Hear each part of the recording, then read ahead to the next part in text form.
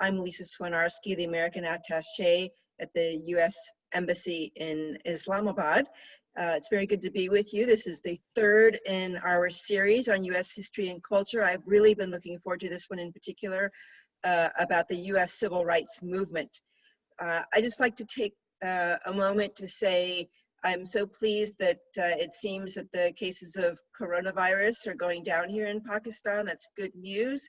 And urging everybody as the upcoming Eid holiday is approaching to please take care of yourselves and your families. I know everyone is preparing and going to the markets, but please try to maintain as much distance as you can and to wear a mask and wash your hands frequently. We're hoping that Pakistan will get through this and we'll have a nice Eid holiday without having the number of cases go up. So let me turn it over to Dr. Farhat Haq, who is the Executive Director of the American Institute of Pakistan Studies, our partner in this program. Well, thank you very much. And yes, indeed, it is wonderful today to have Professor Dianne Pinderhughes from Notre Dame University to talk to us about civil rights movement. She's probably one of the best persons to talk to us about this topic. So she is the Director of Africana Studies and also Professor of Political Science. Yeah, I will just turn it over to her. She will, spend about 45-50 minutes giving the presentation, and you can start typing in questions as they occur to you. And then we're going to have about 30 minutes for Q&A, and so hopefully a lot of your questions will be answered. So I turn it over to Professor Pinderhughes.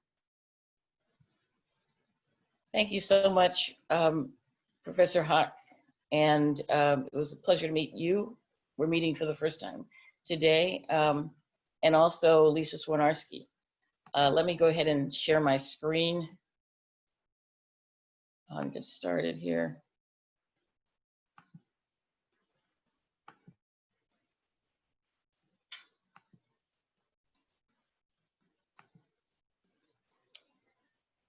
So there's our title, as you can see.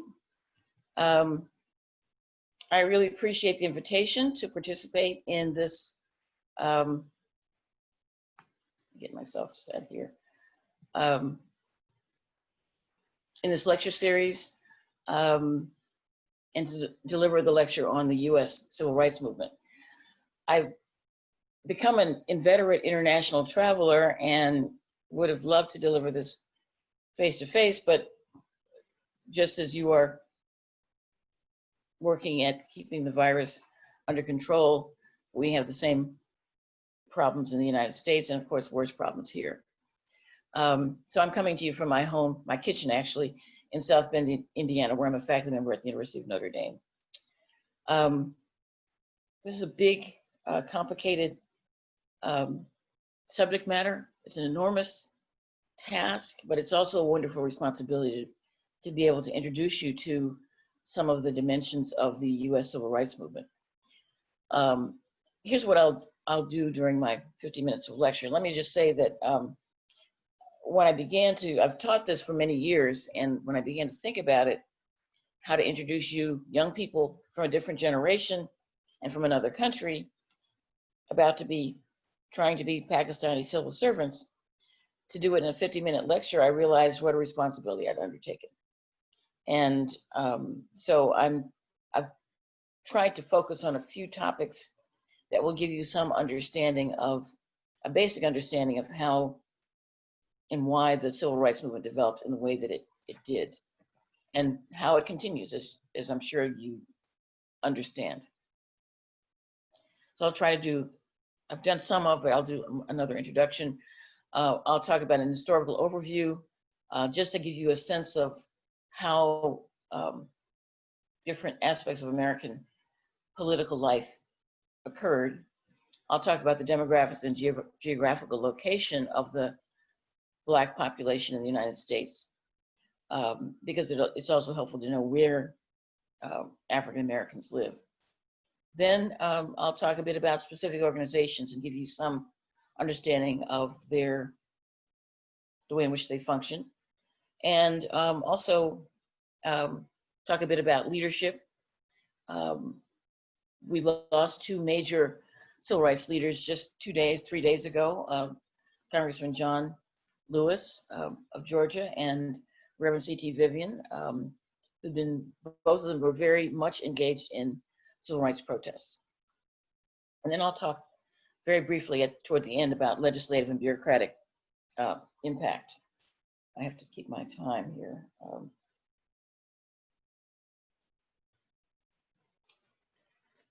Okay, so historical overview. I'll start by saying I have to begin with the importance of race and racial slavery. And I use that term, and I've used that term of racial slavery in my classes for many years, in the sense that it stigmatized and defined the Black population. As a group, Blacks, the enslaved African population, weren't seen as individuals. What is that term racial slavery about? It wasn't just slavery, it was racial slavery. That is, which associated negative values with the population, not just for their limited time in indentured servitude, as slavery's legal status, in indentured servitude, as was the case for example, many English settlers came to the United States. They paid their way by means of agreeing to serve as an indentured servants for a period of about 7 years. And once they served that time, they were quote unquote free to do what they wanted to do, as to become farmers, to try to acquire land. But in terms of the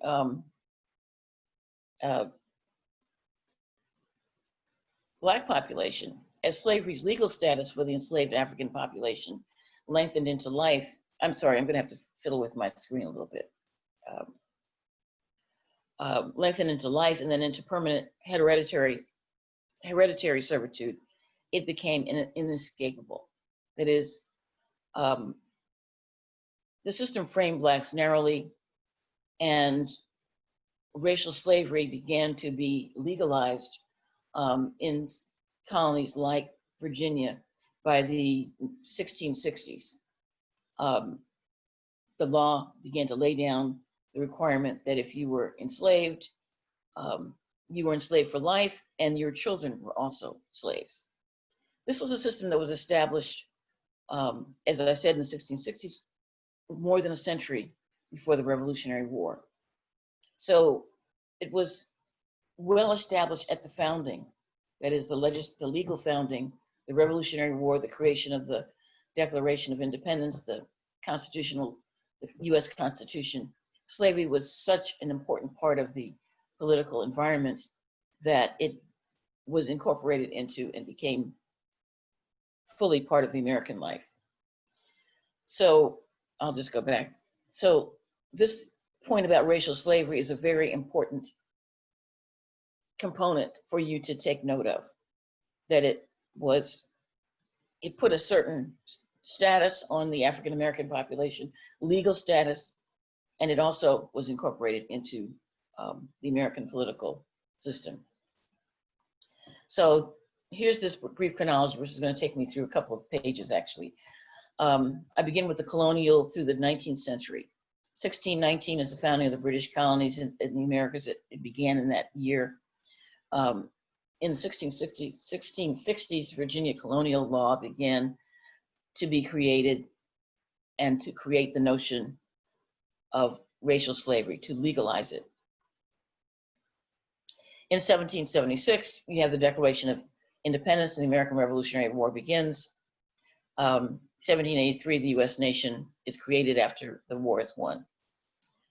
There was one republic convened under the Articles of Confederation, a relatively weak legal system, did not work very well. There were uprisings. It was difficult for the first US government to raise money. So in 1787, a constitutional convention was convened in Philadelphia, and the Constitution we now know came into existence. I'll have some references to those documents in my notes. So the Second American Republic was created in 1787. 1808 ended the importation of slaves into the United States. That was part of the compromises in the Constitution. 1860 to 1865, you had the American Civil War. 1865 to 1876 was a period of Reconstruction, and when the constitutional amendments were passed and incorporated into the U.S. Constitution, which provided for, the 13th provided for the abolition of slavery, the 14th created citizenship for the formerly enslaved population, and the 15th Amendment specified that the formerly enslaved had the right to vote.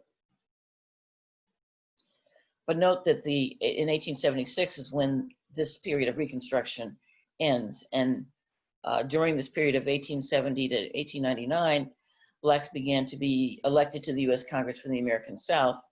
There weren't large enough numbers for them to be elected in other parts of the country, but they were elected in southern states. But in 1876, there was a major compromise, and the presidential election was tied, and the compromise was the North would withdraw the military troops from the South, and the Republican candidate would be the victor, Hayes. But in effect, it was an agreement that the policies that had been in place, the Reconstruction policies that had been in place, would be withdrawn and would not be imposed as heavily as it had been the case. So by 1899 was a period when this election of Blacks to the Congress, and in effect, Black representation in the U.S. Congress, came to an end. With the last Black representative who was from North Carolina, Representative White, was, after he did not win his election, there were no Blacks between 1899 and 1929. Also at that same time, you have the Supreme Court decision, Plessy v. Ferguson, in which the Supreme Court affirmed the constitutionality of segregation, of legal segregation in the public sector. From the 1890s through 1950, you have the Solid South.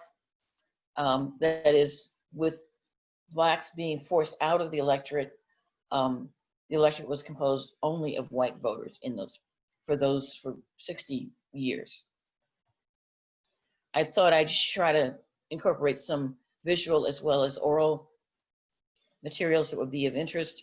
I found on the Library of Congress website, which has tremendous amount of materials, a photo of a business in Alexandria, Virginia. And I looked at this, look at the location on Google Maps, you'll see that it's just a few blocks from the Potomac River, and the line between Virginia and the District of Columbia was 3 blocks from that. This is a picture taken during the Civil War of the company Price, Birch and Company, dealers in slaves. That building is still standing, I believe. Another page of chronology, 1928 is when Oscar DePriest was elected to the U.S. House from the North. He was elected from the city of Chicago. In 1940, the Supreme Court made a decision on white primaries. It was in the case of U.S. v. Classic, a case that arose out of the state of Louisiana. And before that, during that period, 1900 to the 1950s, basically the white electorate, in which Blacks had been forbidden to vote in a variety of ways, not by race, but by a whole series of criteria that made it difficult, if not impossible, for most African Americans to be able to register to vote. One of the other things that they did was that the parties, the Democratic Party, which was the primary party governing the South at the time, had only white primaries. Only whites were allowed to participate in the primaries. The Supreme Court decision in U.S. v. Classic ruled that that was a constitutional violation, and so those ended. In 1942, you have the founding of the Congress of Racial Equality, one of the major civil rights groups that began to participate in invent ways in which they would challenge the racial discrimination and the racial status quo. 1950, the Leadership Conference on Civil Rights was founded, a major coalition of civil rights organizations, including labor, the NAACP, and a Jewish organization. 1954 is the Brown v. Board of Education decision, in which the Supreme Court ruled that segregation of public schools was unconstitutional. So we tend to bracket the Plessy v. Ferguson in 1896 and the Brown v. Board of Education Supreme Court decisions as the beginning of de jure or legal segregation, and not exactly the end in 1954, but a point at which there's a noticeable recognition on the part of the Supreme Court and national leaders that discrimination can end. There's a lot of complexity to this story. 1954-55 is also the year when the Montgomery bus boycott, Rosa Parks was involved in this, led to the desegregation of buses in the city of Montgomery, and also led to the founding of the Southern Christian Leadership Conference, an alliance of religious bodies and churches, coalition of churches in a number of southern cities around the South.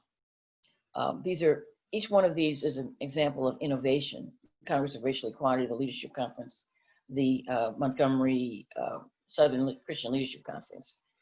And each one of these provides something that becomes a foundation on which various components of activity begin to occur and make it possible to challenge the racial status quo. 1957, the first civil rights legislation since the 19th century Civil War amendments was passed in 1957. 1960s begin the Nashville sit-ins and the founding of the Southern Student Nonviolent Coordinating Committee. Those sit-ins involved young people, usually college students, who decided they would begin to simply engage in nonviolent resistance and challenge the racial status quo in the communities where they were working and going to college. Then we come to the last point of the chronology with the 20th century. John F. Kennedy is elected in 1960. 1963, he facilitates the founding of the Lawyers Committee for Civil Rights Under Law, which is a major legal civil rights organization. In 63, that same year, Kennedy was assassinated, and Lyndon Baines Johnson succeeded him. Johnson, a major legislative figure, powerful Southern Texas senator, helps make possible the civil rights legislation of the 64 Civil Rights Act.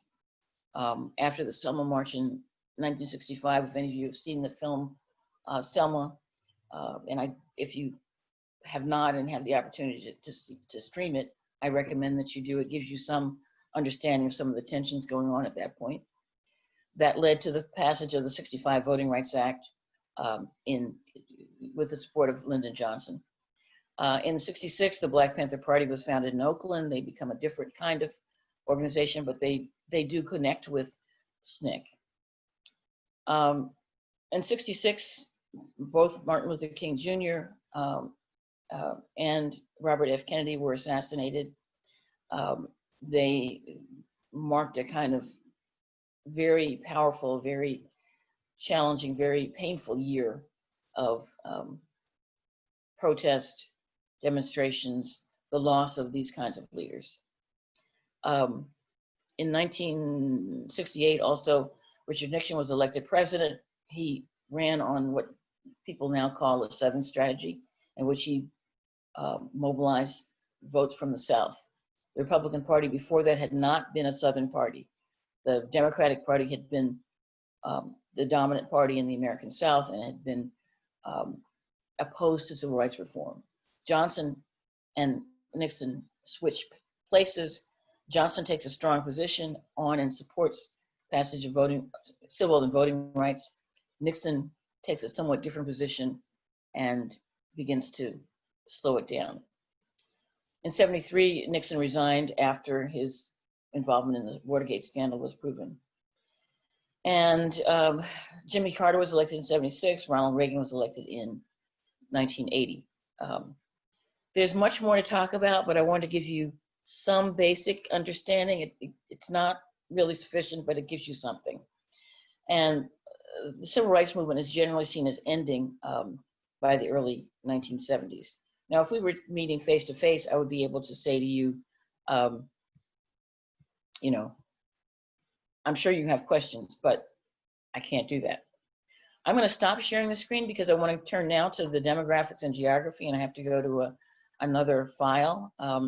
This is from the US Census from 2010. The census is being conducted right now, but we don't have complete updates of the current census. So I'm going to show you basically where what the population by race and Hispanic origin for the US is in 2000 and 2010, that should say. And then the second figure I'm going to show you is the minority population as a percentage of county population in 2010. Where are Blacks and other groups located? So it'll take me a little bit to find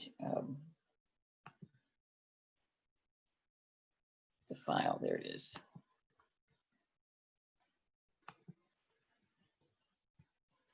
All right, so this is table 1, page 4 in this file, which is race and Hispanic origin in the US Census. And I just wanted to show you in 2000 and 2010 what the numbers look like. And I won't go into the long details of how the census characterizes our population by race, but I'll just rush through it. So here we have race, and we have the total population of the US in 2000 was 281,400,000. In 2010, 308,700,000. And the population of one race, 274,000. I'm saying thousands, million. Sorry about that. Let's try again. 281,421,000 total population in 2000. And in 2010, 308,745,000.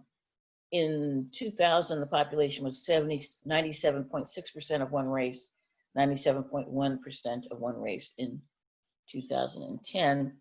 The white population was 211,460,000, or 75% of the population in 2000. 233,553,000 or 72.4% of the population in 2010, with something of a decline of 5% from 2000 to 2010. The white population has been getting to be a smaller proportion of the total in the last 30 or so years.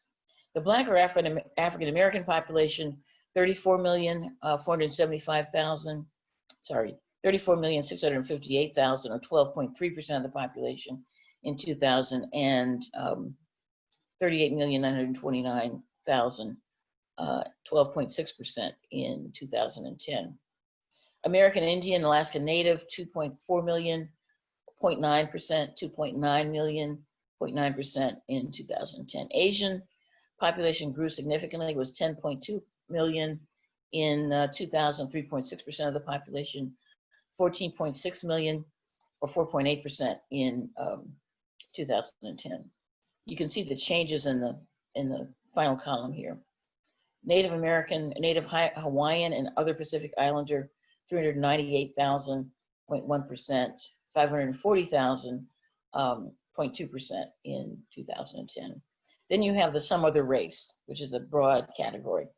15.3 million, 5.5 as a percentage of the total population in 2000, and 19.1 million, or 6.2% of the population in 2010. Two or more races, another interesting category, but I won't go into it, it's too complicated. So, and it doesn't make a lot of sense, but that's what we do. 6.8 million, two or more races, or 2.4% of the population. 9.009 million, or 2.9% in 2010. So this gives you some idea of the numbers and the proportions of Blacks. 12%, 12.3 and 12.6% in 2000 and 2010, with many other groups as well. Now I'm going to move to another a map which shows you the distribution of the population. And this is minority population as a percentage of county population.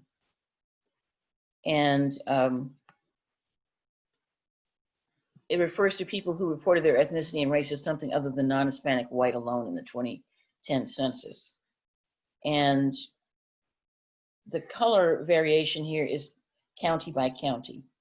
And as you can see, the percentage, the darkest blue is 50% or more. The next color, light, is 36.3% to 49.9%. The next color, next lighter color is 25 to 36%. The lightest blue is 10% to 24.9%. And then white or gray is less than 10%. So what's the distribution look like? And what are these? These are the counties of, you know, we go along the East Coast, Maine, New Hampshire, Vermont, Massachusetts, Rhode Island, New York, New Jersey, Delaware, Maryland, the Washington, D.C. area is in here somewhere, Virginia's here, North Carolina, South Carolina, Georgia, Florida, etc. And then you move west to Louisiana, Mississippi, no, I'm not, Alabama, Louisiana, Mississippi, Texas, etc. All right, California's here.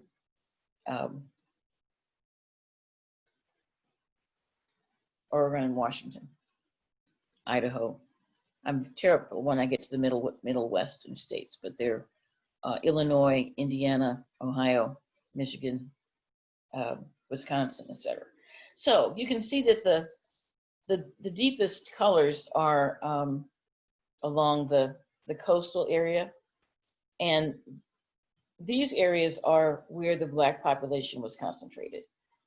Southern plantations along the East Coast and in Florida were where Blacks were settled in order to be slaves, where there were plantations, commercial plantations, and also along the Mississippi River. So Mississippi, Louisiana, etc. There were some Blacks, you know, they filtered into Texas as well. Then when you get along the coastal areas or the edges of, southern edges of Texas, this is a Mexican-American population, where the population had been Mexican-American for many hundreds of years. That was the indigenous population settled there, and also in California and so forth. So these areas are primarily Mexican-American. You have a mix when you get to the west coast of California, but these are also mostly Mexican-American. These are more Native American population locations where these dark areas are. Okay, so the Black population was settled. They didn't choose to settle, but they were settled by the requirements of their owners, and that occurred primarily in the southern states along here. And actually, the more intense areas are the deepest blue. That's where the Black population was concentrated. So this gives you a sense of where people are. These other locations, for example, urban areas, this would be the DC area. This is New York, Providence, Boston are up here as well. These areas, that's Detroit, that's Chicago. So you have very clear demarcations. In urban areas are more likely to be Black and Latino. These are the suburbs of Chicago. These darker areas are Asian, Native American populations in reservations in western, middle, central western states. Native Americans also in these areas. So that gives you a sense of the physical location of the Black population. I'm going to go back to my PowerPoint now.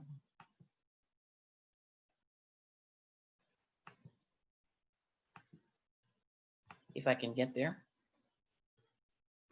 Nope, I'm not going to be able to do it. Okay, so we've seen the population numerically. We've seen the physical location of the populations. Okay, and yes, I'm running out of time. So how specific organizations? A moment.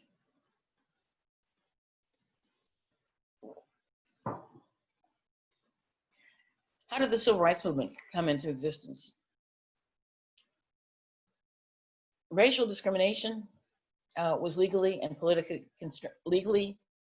and economically constraining. But it also meant that that discrimination based on race made race a political resource. It was a resource for developing ideas, for projecting power, for organizing religious, political, economic, and social organizations. Racial discrimination was a powerful socializer, a stimulator of racial status. It also reinforces, it did in the past, in the early 20th century, and it's doing it again in the early 21st century. It reinforces collective status and group identity. So when you're discriminated against, and if you work hard and you study hard and you organize your life in order to be a good person, and people still discriminate against you, you see yourself, you come to recognize that you're being treated in a very distinctive fashion. And it tends to reinforce collective status and group identity. So I'll go now to examples of organizations. The broad categories were sacred and secular. I cannot understate the importance of religious organizations among African Americans. There were both religious and secular organizations, but the heart of Black organizations, the heart rests in Black churches. And by Black churches, I mean Christian churches, that is in Black African American led denominations. There are a number of Muslim churches, the Black Muslims, of which Malcolm X became the most famous member in more recent years, and that was an organization of Muslims who identified themselves as, they call themselves the Black Muslims. More recently, larger numbers of Blacks have chosen to become Muslim, but they weren't necessarily part of the organization founded by Elijah Muhammad in the early 20th century. So, but the bulk of Black religious organizations were Christian, were and are Christian, and they are, most African Americans belong to African American led religious denominations. This allowed for organizational development integrated with African American cultural characteristics. So some examples of these organizations, and these are some categories, but also some specific organizations.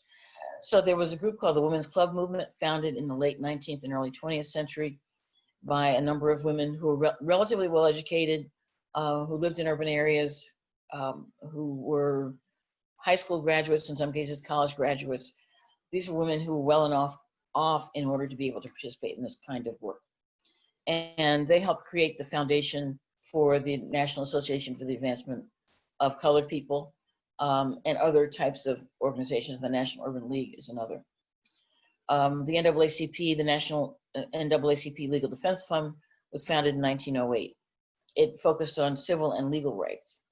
The Southern Christian Leadership Conference was founded in 1957. It was a church-based movement for civil and political reforms.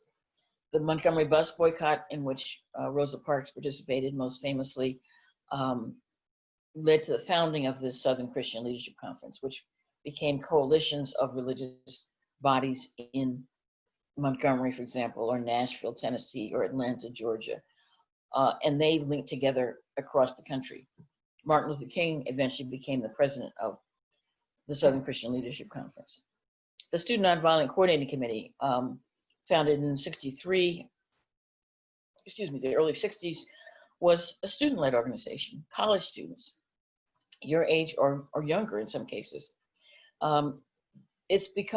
It was very active in the South and rural areas that the older, more established people were unwilling to go. The SNCC was willing to go to Mississippi, for example, which was much more dangerous, as dangerous as Louisiana or Alabama or Georgia were, as difficult as they were to deal with. Mississippi was the worst. Then the Joint Center for Political and Economic Studies was founded in 1969. It was founded to deal with the newly elected cohorts of Black elected officials. That's what BEO stands for. So these are some examples of organizations. The Joint Center really comes after the Civil Rights Movement has done its best work and it's begun to make it possible for people to vote and then therefore to elect Black officials. So I'm going to focus on protest and the Student Nonviolent Coordinating Committee for a little bit, given my time is running out. SNCC was a group of young people, and they lived and worked with people in southern areas. They used, for example, African American music and culture as a foundation for strength. Freedom, and this is a quote from their website. Freedom singing was a vital part of SNCC's community organizing work. Often stemming from traditional church songs, freedom songs brought people together, gave them courage, encouraged them to participate, and helped them imagine and believe in change. So I'm going to play some of this. And I should say that when you see these videos, they're people like John Lewis and C.D. Vivian, who are quite old. But of course, they weren't in the 1950s. They were young people, they were college students. And, but they're still active in the organization. They engage in meetings. They've created a wonderful digital archive for their activities, and this is where this is located. But this allows you to hear some of the types of music which are oriented towards making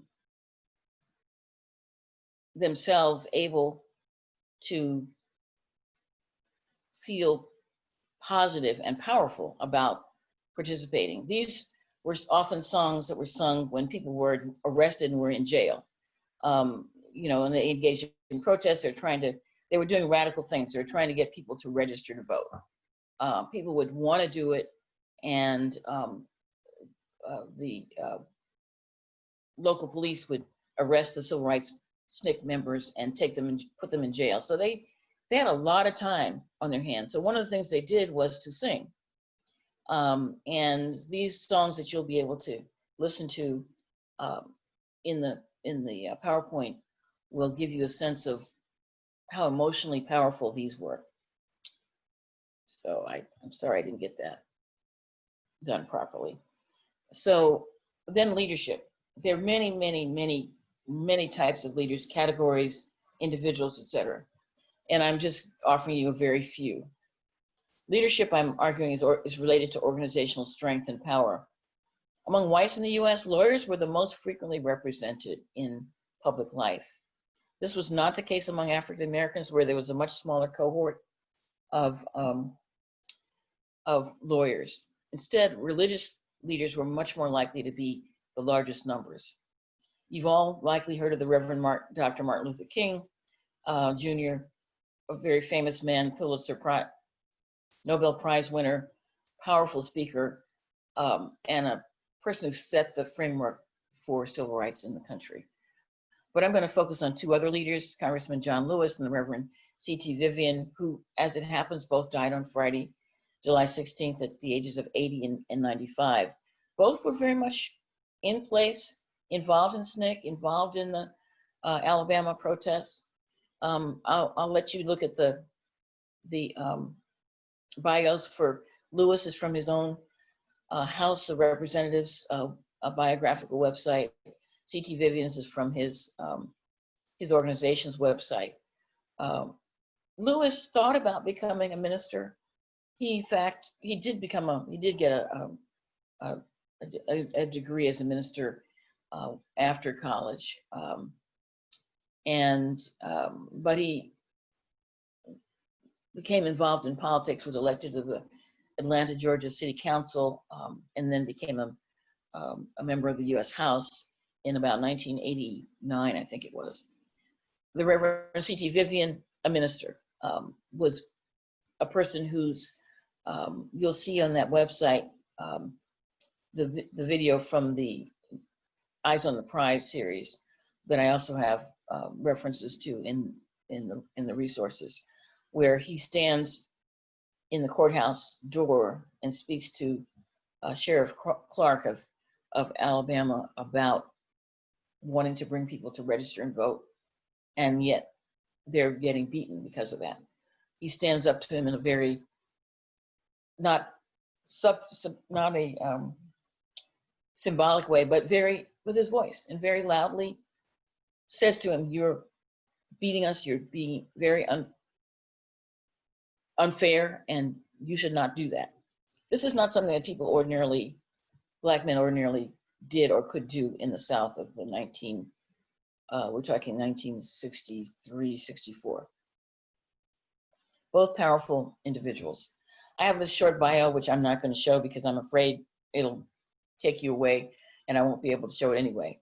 But I've got the video there. You can see it. It's about six minutes long, done by the Georgia Public Broadcasting sometime before his death, let's say 2014 or so. There's some photos of Lewis over the years from the SNCC archive. This is a photo of people lining up to vote for the first time in Selma, Alabama, where the SNCC and Southern Christian Leadership Conference and King were engaged in effecting. So, sorry, I went back, I went forward. I didn't do as much as I should in terms of making sure I had more women mentioned. Ella Baker is the one woman I'd love to talk about. Lived from 1903 to 1986. She worked with just about every Black organization in the 20th century, both as a young woman in the 1920s, working with co-ops in New York City. She was membership director for the NAACP in the 1940s, traveled incessantly, hundreds of thousands of miles every year. She was president of the NAACP for New York City. She was executive director of the Southern Christian Leadership Conference, the first one was first founded in Montgomery. She was a guide and advisor to SNCC. She helped them come into existence, and many others. A fascinating person. So impact, and here we're at almost at the end, but I'm just gonna run through these again, just like I did the chronology at the beginning. Legislation 57, 64, 65. The 65 Voting Rights Act is the most important of the pieces of legislation. It covered southern states and counties which discriminated, forbade any new voting law changes without federal approval. And then because of the way in which it was passed, it was extended was passed for 5 years. Then in 70, it was extended again for 5 years. The 18-year-old vote was added to it in 1970. 1975, protection for minority language provisions were added. In 1982, it was extended again for 25 years and involved vote dilution. Here you have the Voting Rights Act, the original legislation signed by Hubert Humphrey, Lyndon Baines Johnson. That's in the U.S. Archives.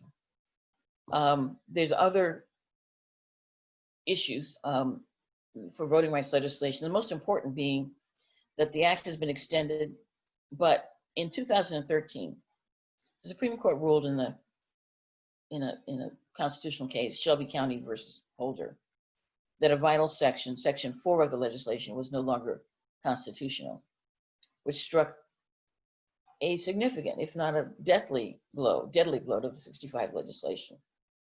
And could no longer, you couldn't, because of the ways in which the Section 4 had specified if a voting law change had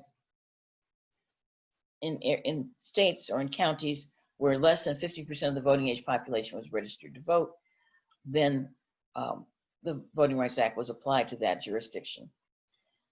The Supreme Court ruling was that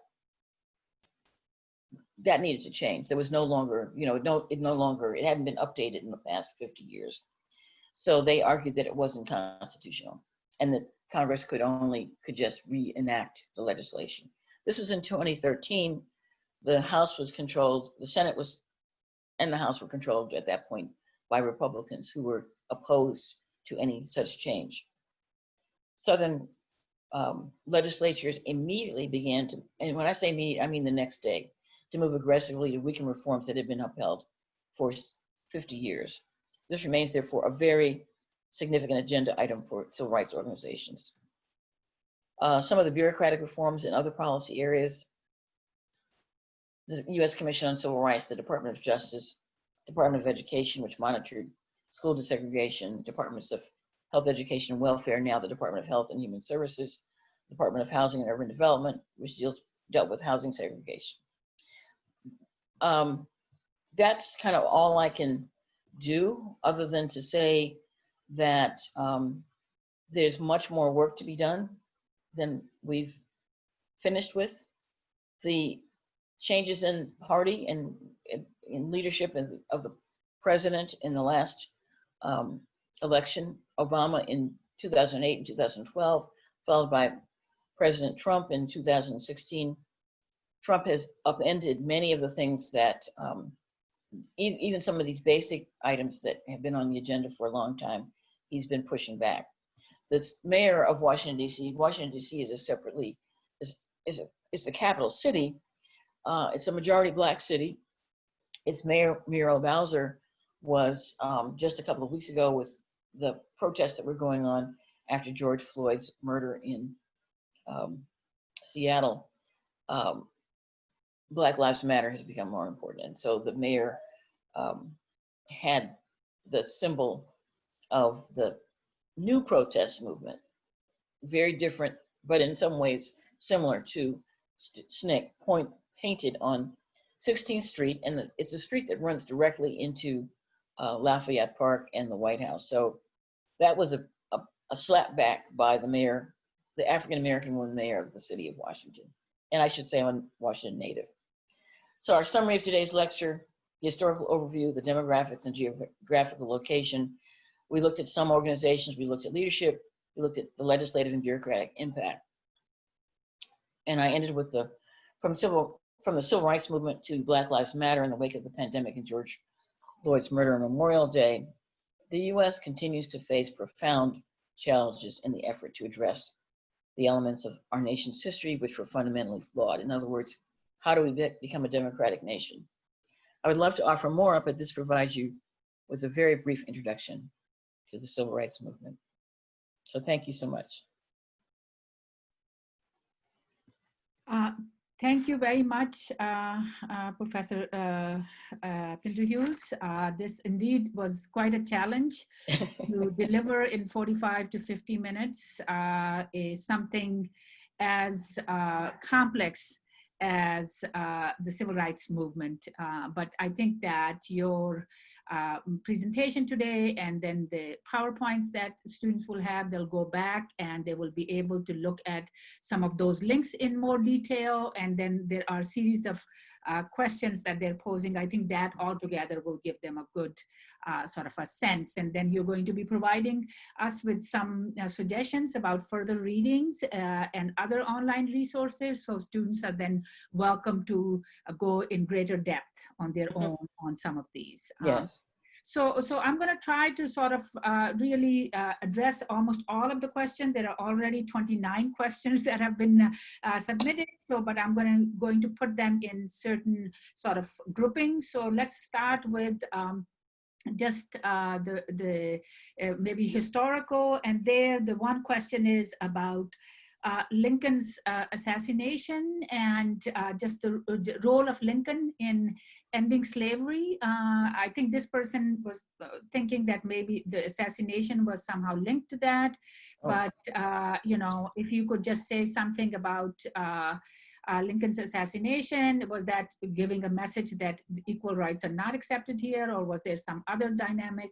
And perhaps just briefly mention his role in really eliminating slavery or creating more equality for African Americans. Okay, Lincoln is such an important figure in American political history, seen as a kind of savior in some ways, crucified in the sense of having been assassinated after having won the war. John Wilkes Booth was his killer. I have to admit, I don't know as much as I should about whether Booth was the opponent of the end of slavery. There's a great deal of debate, and there has been a great deal of debate. I think there's less so now about what Lincoln's intentions were.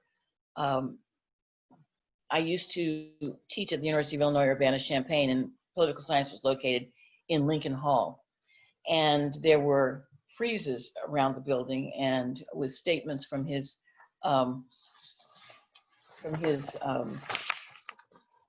of his speeches, and his one of the things he said was, if I have to preserve slavery to save the Union, I will do it. If I have to end slavery to preserve the Union, I will do it. And there was, you know, plenty of people argue, well, he didn't really end slavery. He created the Emancipation Proclamation in 1863. That proclamation applied only to states that were fighting in rebellion to the Union. It didn't apply to states such as Delaware and Maryland, which were in support of the Union. So the Emancipation Proclamation, for example, technically ends slavery, except it doesn't end it throughout the country. I don't think that Booth was doing it because Lincoln was he wasn't a strong proponent of the end of slavery. I guess that's one thing I would say. He lived in Indiana and Illinois. His wife was from Kentucky, and Mary Todd Lincoln was actually, her family was a slave-owning family. Slavery was everywhere in the Americas, in the US. It was not just the North or just the South or the North, or not in the North. It was in many parts of the country. So I would say the Booth killing, and I'm embarrassed because I should have a much better sense of what the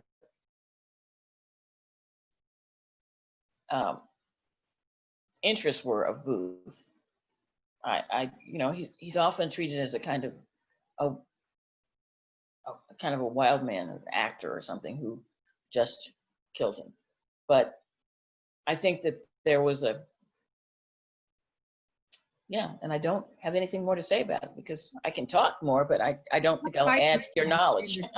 I think just to add, because I think often political assassinations, rightly so in Pakistan, are seen as a way to sort of achieve certain objective, terrorize certain part of the population. And perhaps in the 60s with Kennedy's assassination and Martin Luther King's assassination, we can say that there is a clearer kind of a dynamic there to kind of you know, end some of the progress, but with both. So yeah, no, absolutely. That's we have many other questions. So just again, one historical one. I think there's people hear a lot about Ku Klux Klan, and so this questioner is asking, what is the role Ku Klux Klan plays in terms of perhaps kind of creating strength in civil rights movement? That what's the relationship between that kind of extreme prejudice on the one hand, and then rise of, civil rights movement to protect the rights of African Americans? Okay. The Klan, for those who may not know, was created in several different stages. There's one growth in the 1870s and 80s, I would say. You see it described in the film. There's an early film, Birth of a Nation. It's also arises again in the 1920s. It's partly about blacks, but it's also they also attack Catholics, for example. I'm not saying that that was a major part of it, but it was a real part of the Klan. The Klan was very active in a state like Indiana, for example.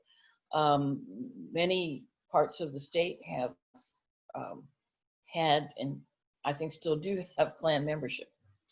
I think that as the civil rights movement begins to grow, then the Klan is very much a part of Southern life, and the membership pushes back against those young protesters. And the young people who come in from the SNCC members who are in college, remember that most African Americans in the South in the 1940s and 50s and 60s were not in college.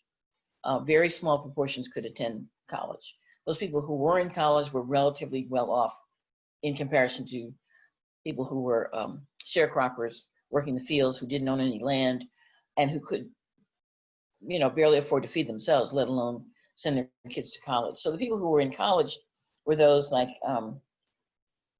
Dianne Nash, who came from Chicago and went to I meant to do this. Went to Fisk University in Nashville, and sorry. It's okay. And saw discrimination and saw segregation in ways that she had not experienced it directly before in Chicago. She talks about how it was there, but it wasn't quite as, there weren't signs saying, no colored people can drink out of this water fountain. No colored people can sit at this lunch counter, those kinds of things. So as those students in the 50s, and as the adult population of Montgomery in 1955 engaged in the protests against the bus company, the Klan was in the background. I shouldn't say it was in the background. It was very present, and it had cultivated and socialized the Black population to be, as much as they could, to be fearful. Everyone was not fearful, but they tried to keep them under control. And as new eras came along, the World War II meant a lot of Blacks had been in the military. They served and had seen life in Europe. They'd been other places where they were treated very differently, and so they came home and they said, "We fought for the country. We don't expect to come back here and not be allowed to participate as U.S. citizens." So the Klan is important, but there's a lot of tension in the sense of there's a lot of contestation between the Klan and types of Black leaders, people like Dianne Nash, people like Ella Baker, know how to mobilize a population so they can resist the Klan. And the Klan is very much, they were very involved in killing. They killed a lot of people. They were always willing to attack a person's household. So it's a continuing factor that people have to take into account anytime they decide they're going to challenge the racial status quo, to try to vote, to try to integrate, to try to march. And that's where the singing comes. You know, the freedom singing that I mentioned and that's referenced in the SNCC archives.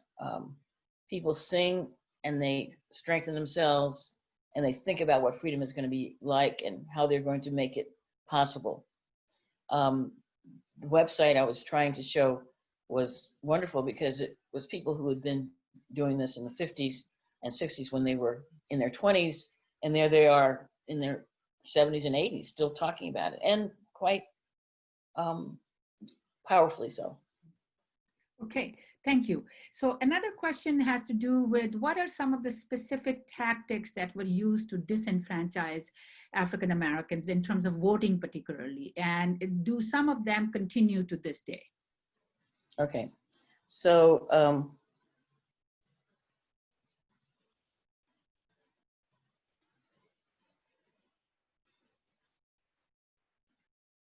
okay, so there's a long list, but some examples of them include bureaucratic processes. So voter registration, for example, you have to register and vote. How do you register? If the county office is open maybe once a month, a day when people are not able to leave the fields and come in and register. Linked with that is poll taxes. Some of these things began to be prohibited by constitutional amendments, but poll tax was, in order to vote, you had to pay $1 to register. Now, a lot of the Black population that was sharecropping, they didn't get a regular salary. They got paid at the end of end of a crop year. And they lived because they could go to the company store and buy things on credit. At the end of that year, if they were paid at all, they're paid a small amount. They had to pay off what they owed at the company store. You didn't have enough money left over to spend $1 on registration. Another very powerful barrier. Another was you got the voter registration process. Well, most of the population, the southern states, did not provide very much education. And when the crops were due to be brought in or to be worked in the fields, then you were supposed to not be going to school. So if you were going to school at all, you only went for a couple of months during the year. Most southern states did not have high schools for Blacks, and we're talking about segregated educational systems, until after World War II. So you weren't more than likely able to get your educational level up so that you could manage to read a complicated voter registration form. And if you made any error, if there was any error at all, let's say you misspelled a word, they would declare it inappropriate, or they'd declare that you'd failed to register. They also expect you to be able to interpret the state constitutions. My favorite story about this is a political scientist who just passed away about 2 weeks ago, Lucius Barker, who taught at University of Illinois and WashU, St. Louis, and Stanford University, chair of the Department of Political Science at Stanford. He was from Louisiana and decided one summer, he and his brother were both political scientists, and they studied constitutional law. So he was working on his dissertation on constitutional law, decides he's going to go home to Louisiana, and he would take the voter registration test. And he took it, and they asked him to interpret a case, a recent Supreme Court case. And did he know the outcome of the case? And he went on talking about it in great detail, as any graduate student would, especially one who specializes in constitutional law. And he said, no, I don't know the outcome, and neither do you, because the Supreme Court hasn't decided it yet. In other words, it didn't matter how well educated you were. They wanted you to interpret state constitutions, but it was not possible to do so, and it wouldn't matter if you did it well, because they were going to fail you no matter what you said to them. There's something else there. I can't read my writing. But they basically created a whole series of barriers to participation that weren't intended to facilitate your participation. They were intended to keep you from voting. They weren't you can't vote because you're Black, because that was against the 14th Amendment. Okay, that would have been a violation of the Constitution. They created policies that were non-racial, but would apply very well to relatively poorly educated people who were dependent upon sharecropping in order to be able to live somewhere and to earn money. So the question is, let's see. Then you have more recent examples that have begun to be used in recent years are voter ID, that you need to have an identification, some kind of voter identification, a driver's license, which would seem like not a difficult thing to have, but many people may not have cars. If you're older, you may not drive. You may need to take a bus. And if you've got to show this in order to be able to register to vote or to participate in voting, it can substantially limit the success of some individuals in participating. Voter ID is a relatively new form of barriers to participation. And that is being used now. It's used in Indiana. When I first moved here from Illinois in 2006, there was an election, and I took my driver's license, which was still an Illinois driver's license, so that didn't count.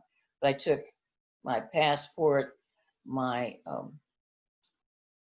some of my bills for my apartment where I was living, a series of things, because I knew that they might ask any one of those things.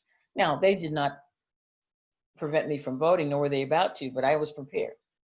But you had to know that in order to be sure that you weren't barred from voting. It's a continuing problem. Okay, thank you. So I think another set of questions are about Black Lives Matter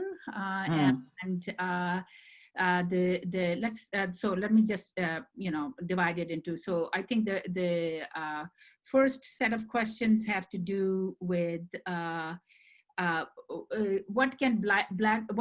is Black Lives Matter connected to the civil rights movement?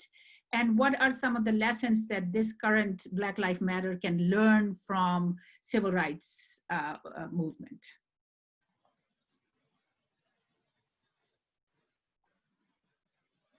You know, I saw somebody posting on Facebook just this morning about kind of the combination of those two questions, connection and learning. And the person's response was, oh, totally different group, different generations. And I do think generational issues are an important part of the differences between Black Lives Matter and the more traditional civil rights movement. But I think it is connected to the civil rights movement in the sense of it's coming out of a group of young people. Started by, there's some characteristics that are similar because the initial founders are Alicia Garza, I'm not going to remember all three names, but Garza's name I remember. Women were very involved and very important in the 50s and 60s in the civil rights movement. Charles Payne, whose book I've got The Light of Freedom, I have on my list of references, who looked at the SNCC in Mississippi. He wrote an article called Men Led, Women Organized, in which women did a lot of the hard labor, grassroots work of getting things going. And I think you see that, at least in the founding of Black Lives Matter, in that first version of it. And it got created, I wasn't clear that it was very active. Let's say about 6 to 9 months ago, I was thinking, well, it seemed to be mostly an online organization.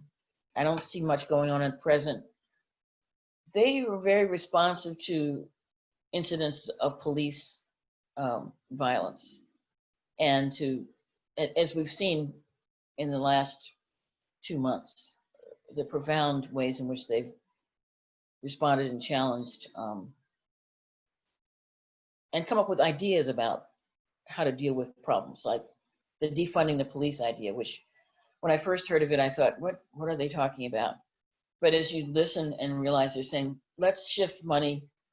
Not all of the money should be spent on the police. It should be spent on social welfare, education, other kinds of social welfare resources that will be much better for the broader population than simply giving money to police all the time. Let me clarify, my father was in the military police during World War II. His brother-in-law was a policeman, became chief of police in Rahway, New Jersey. I'm not opposed to police, but it's not appropriate for the police to have gotten enormous amounts of proportions of city revenue, where 50% of it is going to the police and not as much going to education or healthcare, et cetera.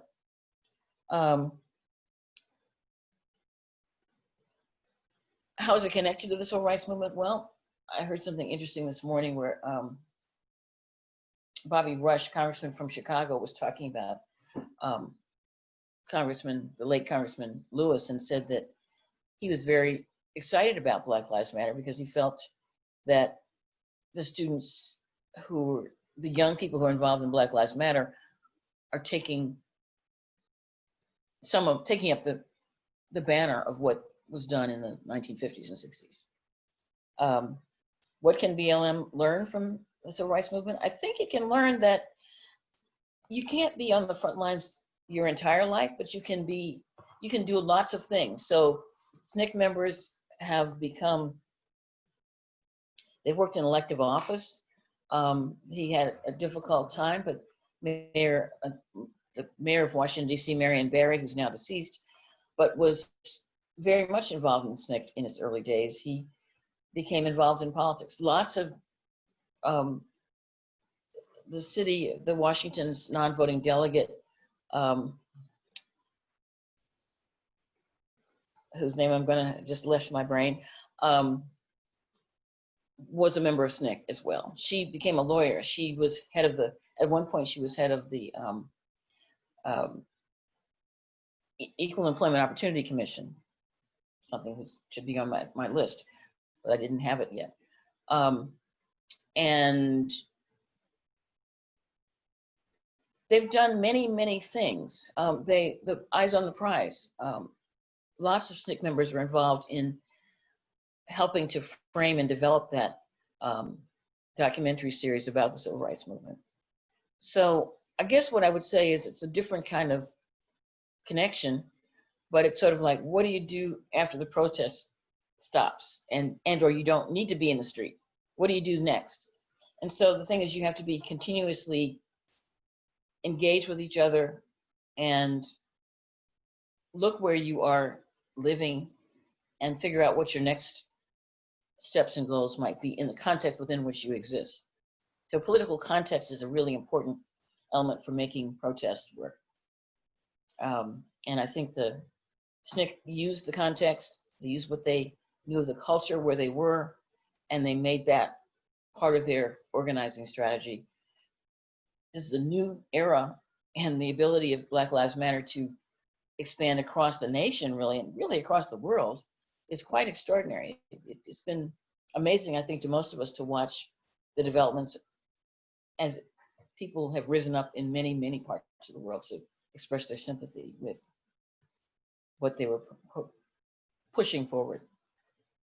Absolutely. There's a lot of interest in that. People have asked about George Floyd's case in, several of the questions. In Pakistan, there has been murals made about racial equality and depicting George Floyd. So there's definitely a global element to this. So I think one of the another set of questions have to do with how did civil rights movement as a social movement open doors for other kinds of movements, expansion of rights of other groups. If you could say a bit about that. Yeah, it definitely did. The Voting Rights Act, for example, I mentioned how the legislation initially was to cover African Americans, but the 75 extension involved minority language provisions and meant that many first Latino groups sought to have their rights to vote covered by the Voting Rights Act. But the way it was written in 75 was not specifically to Spanish speaking, but a set of criteria that involved any group where a certain proportion of the population was not literate, and where there was a large enough proportion of the population of a specific linguistic group, so Vietnamese or Spanish speaking or Japanese or Chinese populations. In other words, relatively new groups were present. And so the Voting Rights Act began to be used, expanded to cover and protect the rights of groups in a variety of areas to participate. That's one. Another is the NAACP Legal Defense Fund, which was first created. I said in my notes that at the same, I mentioned it as being created at the same time as the NAACP in 1908. That, of course, is untrue. The Legal Defense Fund was founded about 1939, 1940. It's related to the NAACP, but was a specialized group to deal with legal cases. Now, the NAACP was dealing with legal cases before, but they created a specialized group of attorneys to work on these cases. So, 1968, you get the Mexican American Legal Defense Fund being created. There have been a whole series of racial, ethnic-based groups that have been modeled on the NAACP Legal Defense Fund that have come into existence in recent years, or the last 40 to 50 years. And they collaborate with each other. They work cooperatively. The Puerto Rican Legal Defense Fund, Latino, there's an Asian American Legal Defense Fund as well. So there are lots of them. The coalitions that operate under the Leadership Conference on Civil Rights include all of those groups as well. Black, Asian, Latino, Native American, they work collaboratively also. So the civil rights movement really is a very open movement in the sense of when people want to make change, they want to make change for wherever there's some discrimination. And they usually try to incorporate other groups into the same protection and to work collaboratively. I would argue that when you look at college campuses, when I taught at Illinois, African American studies programs began to be complemented by Native American, Asian American, Latino studies as well. And typically those groups can work together to have interest, to share co-sponsorship of speakers and protests and a variety of other kinds of activities. So it's opened lots of doors. It's opened lots of doors, and the opening of the doors makes it easier for African Americans because you're not just the single, you're not just the only minority group. You have other groups that you can work with. Now, some people usually are somewhat critical because they feel that the other groups might compete with Blacks. I think that there's more done properly. There's more cooperation that leads to more effective policy changes, whatever space you're talking about.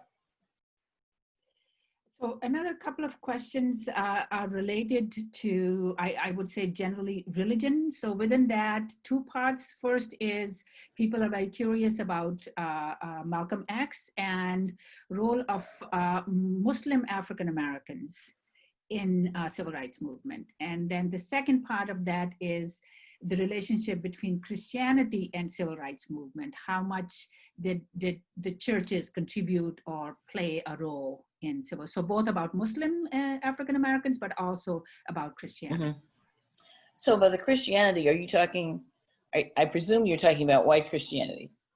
Well, so I think that in itself, if you could say a little bit about segregation, whoever said that the most segregated hour in America was on Sunday. So say a little bit about that, which sort of shows how this worked out. So, yeah.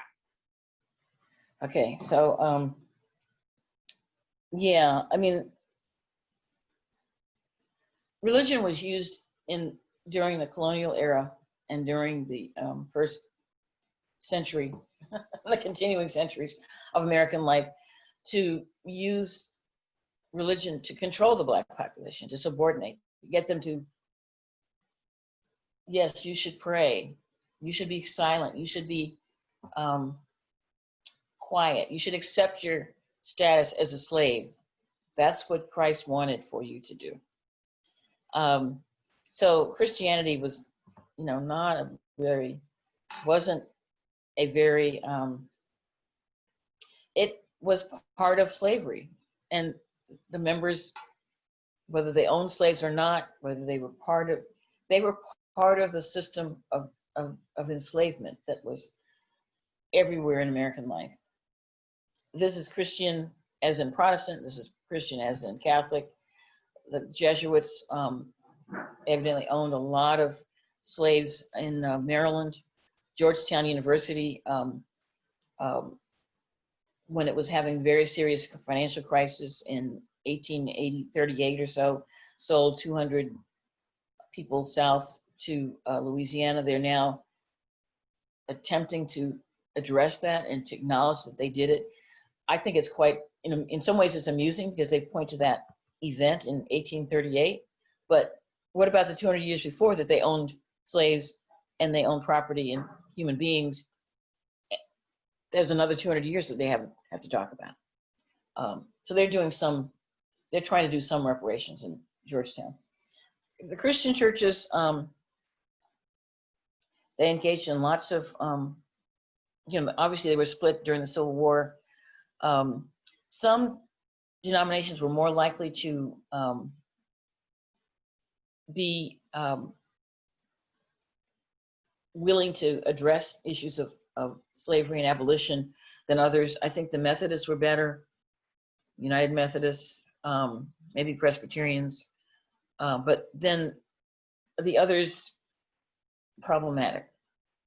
So this issue so American religious life in terms of Christianity, very segregated, very, very segregated. And because of discrimination, in Philadelphia in 1787, there were Blacks that were attending a Christian Methodist Episcopal Church.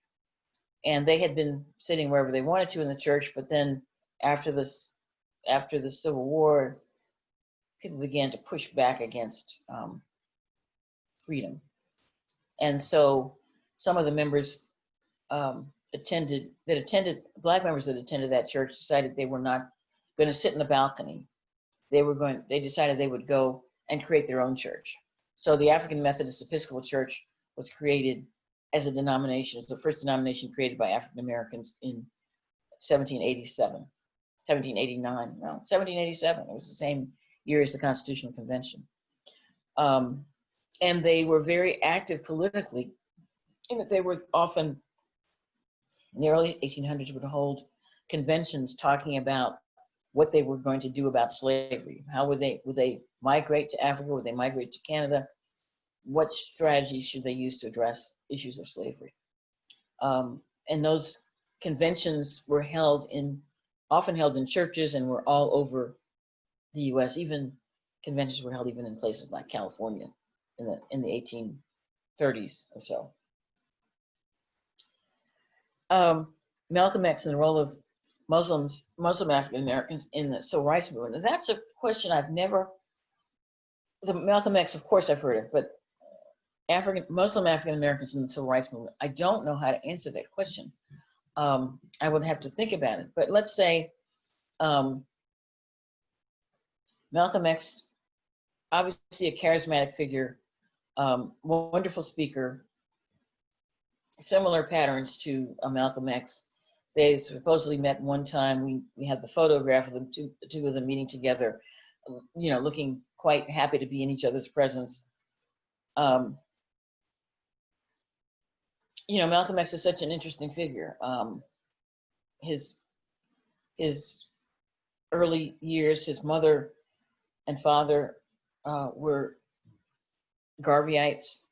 Marcus Garvey, being a black nationalist, had come from the Caribbean to the U.S. and began to organize a Universal Negro Improvement Association, set up businesses, some newspapers, and so forth. Malcolm X's parents had been part of that orientation towards nationalism. And Malcolm X joined the Nation of Islam, founded by Elijah Muhammad.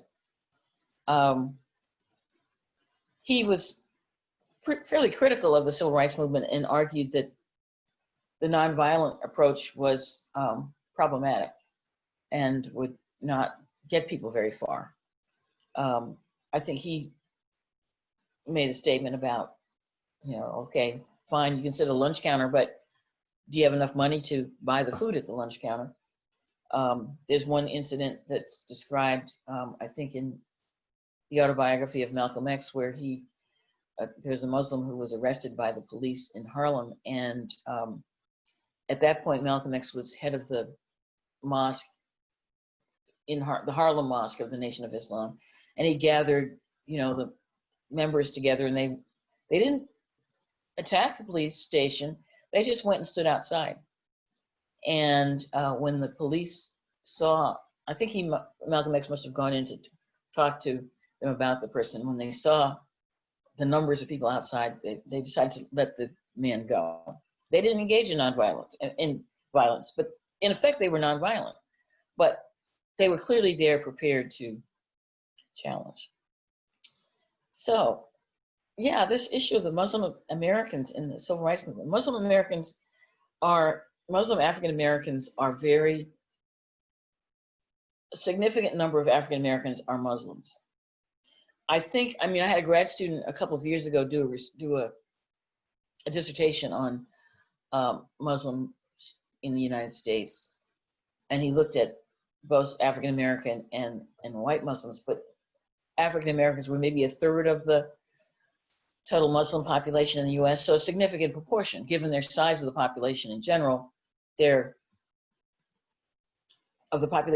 and then what proportion that is in relation to Muslims. I would argue it's a pretty significant proportion.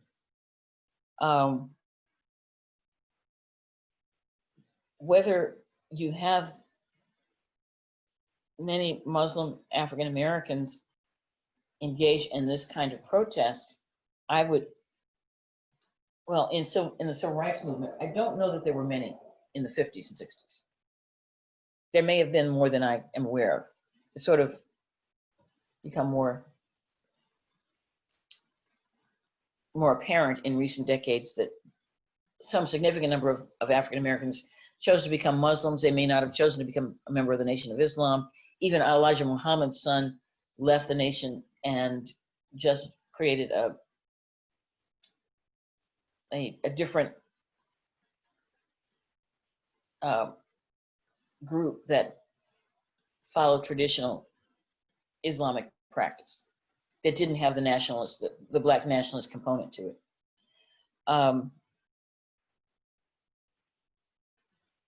So I guess I would say that there are the Muslims. So, for example, the Muslims that I know in Washington, D.C., family friends, there's a mosque in Northwest, and my sense of it is it's a church.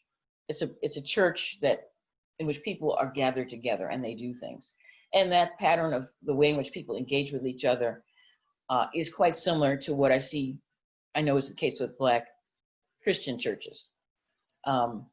So there's some elements in which I would expect there to be participation, but I don't know that there's not a lot of writing about what that looks like. So it's hard for me to answer the question, but it's a really, really, really interesting question that I will have to think about some and see if there is some writing. Well, thank you very much. I think that we actually ran over, but that's because I think there were questions that people wanted to ask and they were very engaged. And so let me offer my gratitude to you, Professor Pinderhughes, to sort of talk to us about a very complicated subject and a subject that has global significance. I think civil rights movement really stands as a beacon for a lot of groups that are struggling to fight for freedom and equality and all that. So thank you very much. And with that, our third session concludes, and we're going to have a fourth one, but I can't remember the date right now, but you will send email about that. So thank you very much. And this You're very welcome. It's very, very exciting to be able to participate, and congratulations to all of you who are studying for your exams. I hope they go well. Okay. Thank you. Thank you, Lisa.